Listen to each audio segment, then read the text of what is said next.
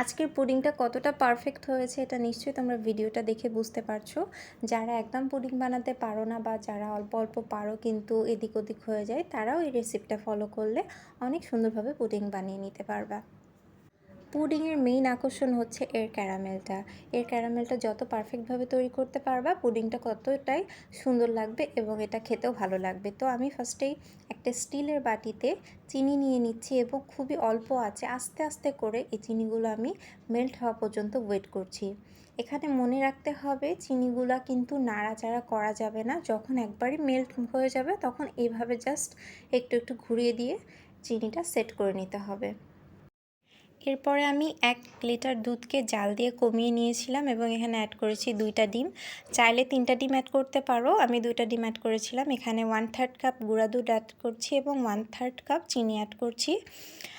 দিয়ে আমি ক্যারামেলটার ওপরে এটা আমি ঢেলে নিচ্ছি এবং এটা ঢাকনা দিয়ে ঢেকে আমি চুলাতে চলে যাব। আমি কড়াইয়ের মধ্যে আজকের পুডিংটা বেক করে নিয়েছি।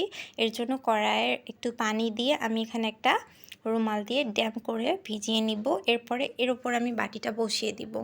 বাটিটা বসানো হয়ে গেলে তার উপর আরেকটা মোটা কাপড় দিয়ে নিব, যাতে বাটিটা যখন পুডিংটা যখন বেক হবে যাতে সেটা নড়াচড়া না করতে পারে, কারণ নড়াচড়া করলে এই পুডিংটা ভালোভাবে সেট হবে না। তো 35 মিনিট পর আমি চেক করে নিচ্ছি পুডিংটা হয়ে গিয়েছে। 4-5টা সুন্দর করে কেটে আমি একটা বাটিতে ঢেলে নিব। একটা প্লেটের উপর ঢেলে নিচ্ছি। দেখো 1, 2 and 3 সুন্দর মতো পুডিংটা মোল্ড আউট হয়ে গিয়েছে এবং পুডিংটা দেখতে মাশাআল্লাহ অনেক সুন্দর হয়েছিল এবং খেয়ে সবাই অনেক প্রশংসা করেছে আলহামদুলিল্লাহ। চাইলে তোমরাও এই রেসিপিটা ফলো করে পারফেক্টভাবে একটা পুডিং তৈরি করে নিতে পারো। আমার রেসিপিটা যদি ভালো লাগে তাহলে অবশ্যই লাইক শেয়ার কমেন্ট করে পাশে থাকবা। সবাই ভালো থাকবা। আল্লাহ হাফেজ।